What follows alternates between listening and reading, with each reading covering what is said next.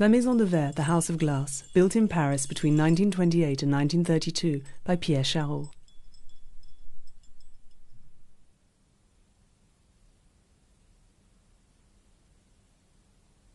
It is impossible to classify Pierre Charot. Is he an ornamentalist, a furniture designer, an interior decorator, or simply an architect? He started work at the beginning of the 20th century, but only set up on his own account in 1919. He was part of what was to be known as the avant-garde movement. His furniture was an incarnation of the modern style and could be found in the apartments of the rich and cultivated middle class and in Marcel L'Herbier's films.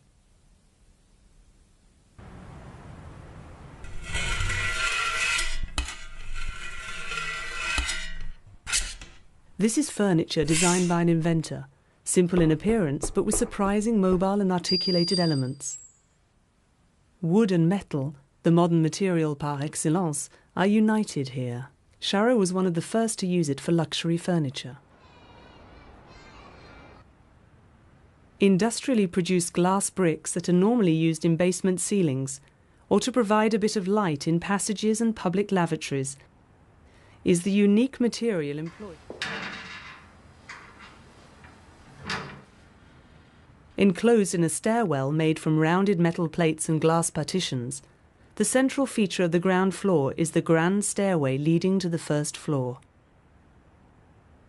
Grand is the right word. The metallic staircase with rubber-covered treads is suspended like a ship's ladder, a monumental ladder, as a critic wrote at the time, because despite its functional appearance, it is a ceremonial stairway. Ladders enhanced with red paint and clad in slate are real works of art. Yet they have a job to stand up to the glass wall. Confronted by 50 square meters of abstract and pure luminosity, they lose all relief and are nothing but silhouettes against the light. It has been known as the Maison de Verre because of its facades.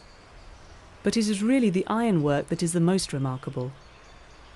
With the help of Louis d'Albet, an iron craftsman of genius, Charot fitted the whole house with the metalwork stairs, cupboards and doors that give it a tempo and its particular style. Some items seem quite simple, like this curved grille for the garden door, or this steel filigree staircase with its detachable grating treads that gave the doctor direct access to his office on the first floor.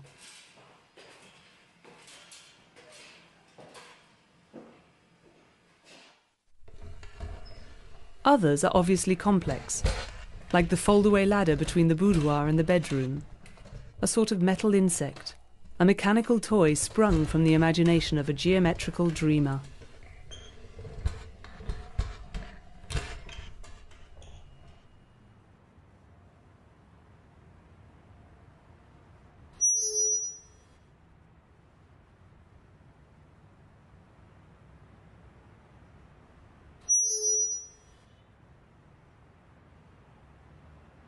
This is not a case of decorative fantasy, but the essential elements to make the house work properly.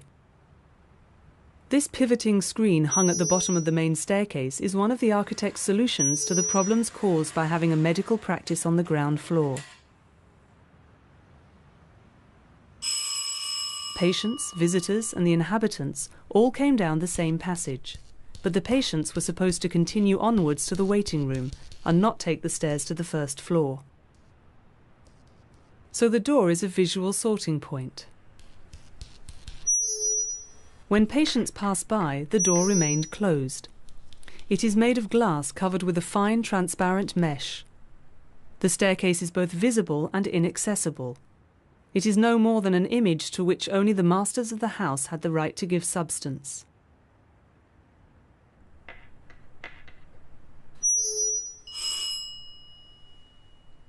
It is a set of subtle hints about the boundaries that bears witness to a very careful regard for others. Like this mirror that patients could adjust for their own height before going into the waiting room. This house is made to measure, a precision tool, where a specific and original solution was found for every problem encountered. Like this notch that enabled the door to open in spite of the rail.